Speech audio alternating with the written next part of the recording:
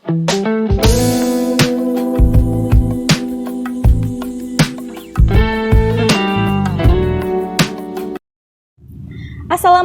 warahmatullahi wabarakatuh.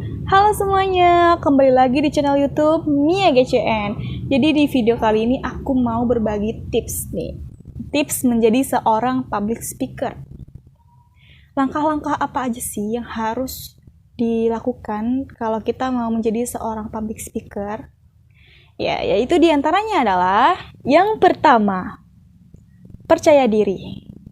Ingatlah bahwa tujuan utamamu saat menjadi seorang public speaker adalah memberikan informasi, menyampaikan informasi, atau bahkan menginspirasi para pendengar atau audiens kamu. Dalam membangun kepercayaan diri itu sendiri, poin utama yang harus kamu lakukan adalah menguasai materi.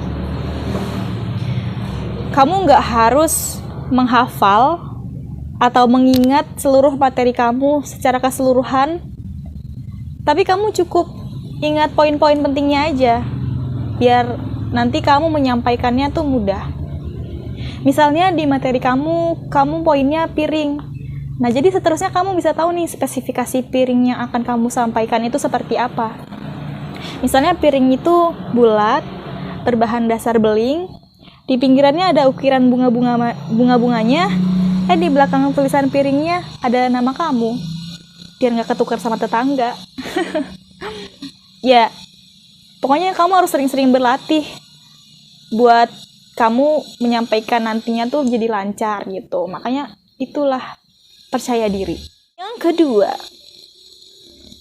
Yang kedua adalah kamu harus menguasai teknik suara kamu, baik dari segi volume, intonasi, speed, dan artikulasi.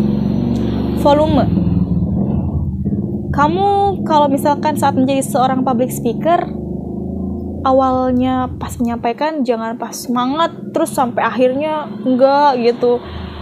Apa enggak awalnya kamu biasa aja, tahu-taunya semangat atau gimana. Pokoknya jangan terlalu ketinggian, jangan terlalu kerendahan ya.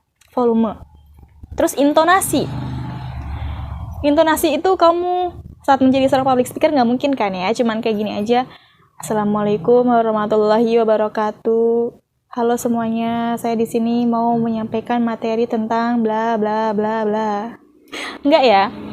Jadi kamu intonasinya tuh harus gini. Assalamualaikum warahmatullahi wabarakatuh. Nah, jadi ada nada yang diayunkan dalam intonasi itu. Kemudian speed atau kecepatan suara kamu. Olahan dari cepat atau tidaknya suara kamu. Jadi jangan terlalu kecepatan atau jangan terlalu kelambatan.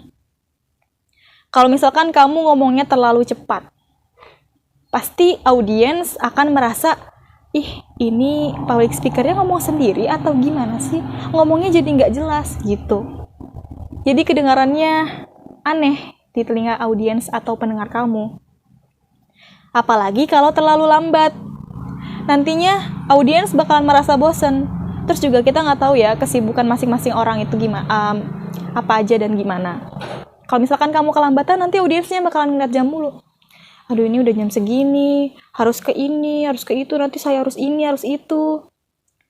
Jadi bosen. Audiens malah jenuh juga ya, ngedumel lah. Lama banget sih nih. Bla bla bla bla gitu. Yang terakhir, artikulasi. Kejelasan suara kamu. Nah, makanya kalau misalkan ketika kamu berbicaranya pas, intonasinya, volumenya, dan speednya pas, jadi kalimat atau kata-kata yang keluar dari mulut kamu itu jadi jelas gitu. Dari artikulasi ini sendiri. Oke, ketiga, gestur. Kamu udah percaya diri, kamu udah menguasai teknik suara kamu, bagaikan kopi tanpa gula. Kalau misalkan kepercayaan diri, volume tidak diiringi dengan gestur, maka jadi hambar, jadi kurang menarik ya. Contohnya gini, audiens kamu ada 3 tempat, 3 posisi gitu, bukan 3 tempat. Misalnya Ada yang di tengah, ada yang di kiri, ada yang di kanan. Tapi kamu cuma monoton sama yang di tengah aja. Terus audiens yang di kiri dan di kanan nggak kamu ajak berbincang, nggak kamu sorot juga. Ya kan? Nah, makanya itu gestur penting. Biar pembawaan kamu jadi lebih hidup. Jadi pesan yang kamu sampaikan itu menarik dilihat audiens, didengar audiens gitu. Yang keempat, kenali audiens kamu. Gak mungkin ketika audiens kamu remaja yang dominannya SMP dan SMA, kamu bawain materinya tentang poligami atau perceraian. Wah, gak masuk akal ya, karena ini adalah remaja SMP dan SMA loh, yang dimana masih ingin mencari-cari tahu tentang tumbuh kembangnya sendiri. Gak penting banget, kayak males dengerinnya kalau materi yang dijelasin tentang perceraian atau poligami. Audiens jadi merasa gak tertarik. Kamu bisa aja ngasih materi tentang kasus bullying misalnya. Kan banyak tuh, dari dulu sampai sekarang kasus bullying mah gak pernah berhenti-berhenti ya. Dimanapun dan kapanpun selalu ada. Makanya kamu ketika audiensnya remaja yang dominannya SMP dan SMA, mungkin kamu bisa berbagi tips kayak misalnya jadi orang yang terbully itu kita harus apa? Apa yang harus kita lakukan ketika kita terbully? Terus atau mungkin ada temannya yang ngelihat temannya dibully, tapi dia diem aja, dia nggak tahu harus berbuat apa. Nah, kamu bisa kasih tips. Dan juga karena kan ada yang gara-gara terbully itu bisa jadi sampai depresi, gak mau sekolah, dan bahkan punya masalah psikologis. Bahaya banget ya kasus bullying ini. Makanya itulah kenapa kita harus mengenali audiens. Kelima, kuasai audiens kamu. Kuasai audiens adalah kamu harus membuat audiens kamu itu merasa berada dalam presentasi kamu, merasa terbawa sama materi yang kamu sampaikan gitu, merasa kayak oh iya kayaknya aku pernah deh ngalamin kayak gini atau gimana gitu, membuat audiens tuh merasa kayak gitu. Contohnya adalah yang keenam, komunikatif. Interaksi dengan audiens. Ajak audiens kamu bicara. Jangan kamu yang ngomong sendiri.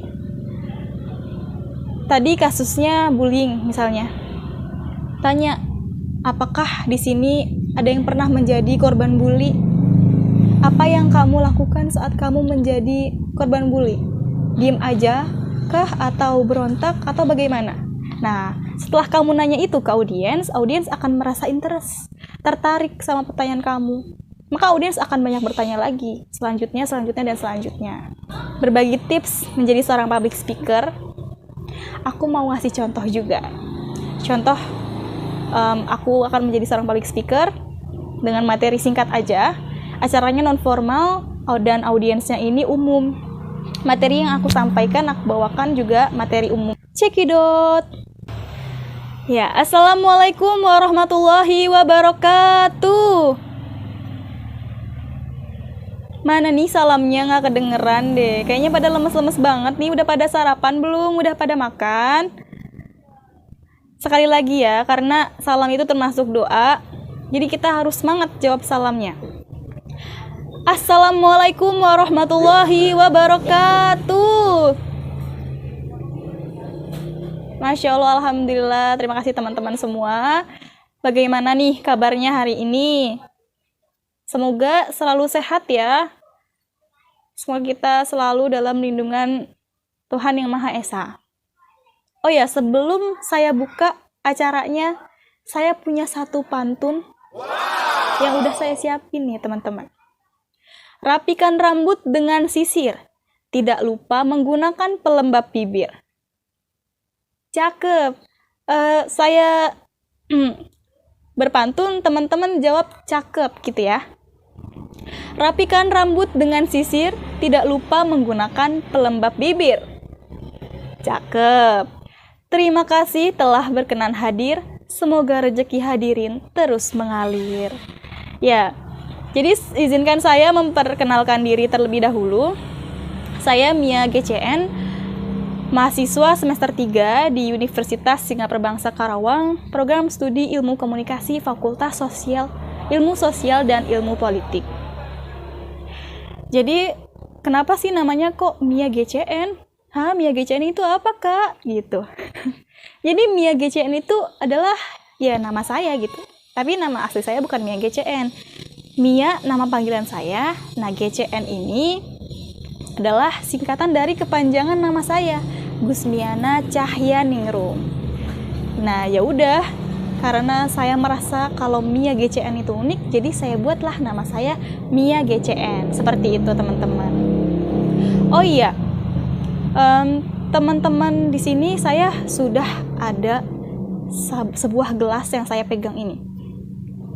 Gelas ini berukuran sedang, ada tangkainya yang bisa buat digenggam.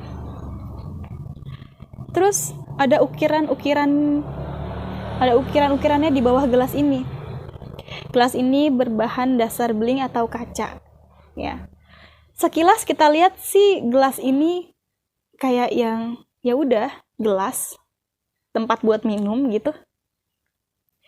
Tapi kalau misalkan gelas ini saya jatuhkan ke bawah, saya lepas, oh no, enggak lah, saya jatuhkan ke bawah, maka gelas ini akan hancur dan pecah ya.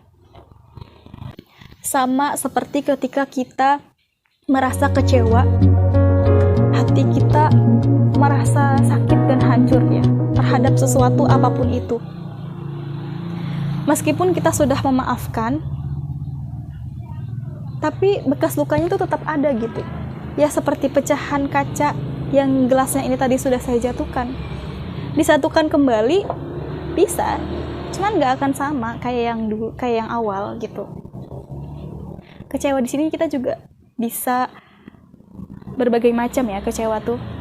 Bisa dari segi keluarga, teman, kecewa dengan sahabat, atau bahkan pacar kamu nih. Ya kan? Setiap orang pasti pernah punya rasa kecewa. Bahkan rasa kecewa ini tuh ya udah gak bisa termaafkan karena gue udah kecewa banget sama lo gitu misalnya.